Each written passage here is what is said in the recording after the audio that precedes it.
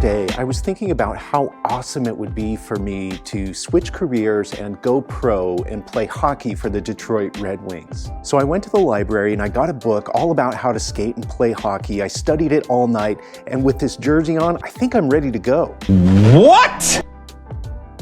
Doesn't sound like a very bright idea, does it? But how is that any different than cramming for a speech the night before and then expecting to wow an audience? Just like sports, foreign languages, hobbies, or trades, public speaking is a learned skill that we can only develop and refine as we do it. Look, all of us can communicate, but if we don't prepare and practice well in advance, then the odds of leaving an impact on an audience are slim at best. Remember way back when we looked at the anxiety behind public speaking and we talked about how uncertainty was the root of all that? Learning how to practice and feeling prepared are the keys to counteracting that uncertainty and reducing public speaking anxiety. So where do we start? First of all, avoid memorizing. Memorization relies on a script and lines. That's not what we're trying to do here, so let's leave that to the theater folks. Our objective is to give a natural, authentic, and free-flowing conversation with an audience, and that all starts with having a good plan. That plan is the outline, remember? Writing an outline is a great way to start the conversation, so begin practicing as soon as you feel like your outline is complete and polished. At a minimum, you can get yourself feeling prepared for a speech in only 3 practice sessions, so let's take a look at those. For the first session, your goal is to physically hear yourself giving the speech, as well as making sure your information fits within the time limits that you've been given. For those within the deaf community, that means physically signing your speech so that you can get a feel for the way you deliver the message. So for this first session, grab an outline and a timer. Start the timer as soon as you give your attention getter and deliver your speech in its entirety from your outline. If you make a mistake, correct yourself just like you would in front of an audience and keep going. After all, you won't have the luxury of being able to restart the speech in real life, so learning how to adapt to those mistakes is actually good for you during these practice sessions. At the conclusion of your speech, stop the timer and see where you end up. I always recommend shooting for the upper middle range of your time limit. So if you have a 5 to 7 minute speech, shoot for about 6 to 6.5 minutes. Why? Because when we're nervous, we speak much faster than normal. Repeat this process until you feel confident with the way the speech sounds and you're consistently hitting the same time. Then Stop it.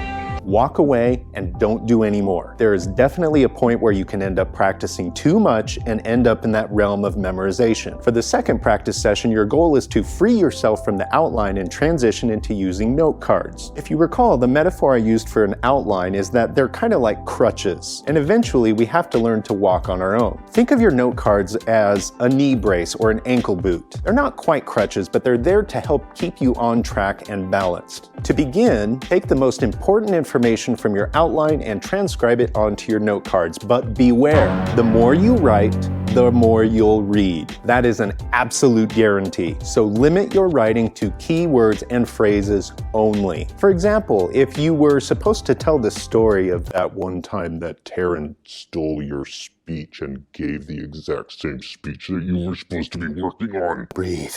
Then all you need to write on the note cards is Taryn's story. Because you know this stuff. You don't need to write out the whole story. Note cards are an art form. It'll definitely take some trial and error, sometimes a bit more error than we'd like, to figure out the way that works best for you. Everyone's brain works differently. Some people might draw pictures to remember. Other people might write codes and phrases that wouldn't make sense to anyone else. I mean, take a look at these notes that I used for my very own TED Talk. See what I mean? I always recommend having one note card per section of your speech. One card for the intro, one card for each of your main points, and one card for your conclusion. Not only will this help you keep track of where you're at in the note cards and limit the total number of cards you have with you, but when you transition to a new card, it's like giving the audience a nonverbal signal that you are transitioning into new material, which you are. Remember to challenge yourself here. Sure, it's uncomfortable not having the entire speech in front of you, word for word, when you get up to speak. But that's all part of the process. That feeling of discomfort, it's the feeling of fear leaving your body. After writing up your notes, practice the speech again and again until you start to feel comfortable with those note cards. After each practice run, revise and refine your notes as needed until those note cards are like your best friend. Then stop it,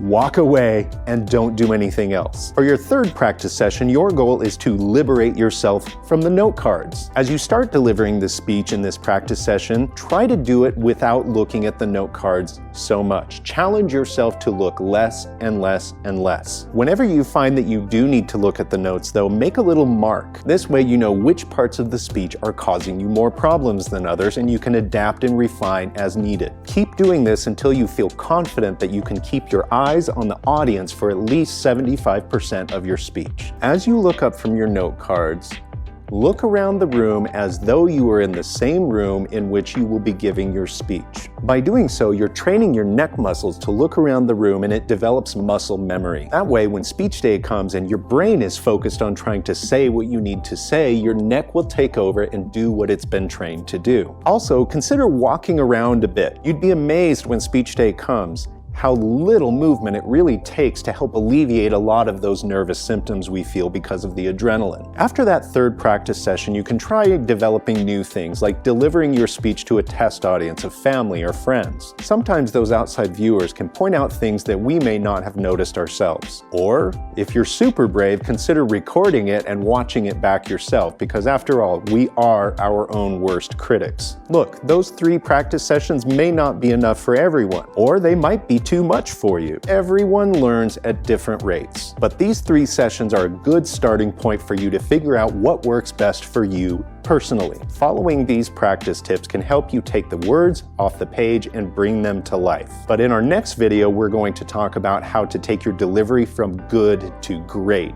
So stay tuned.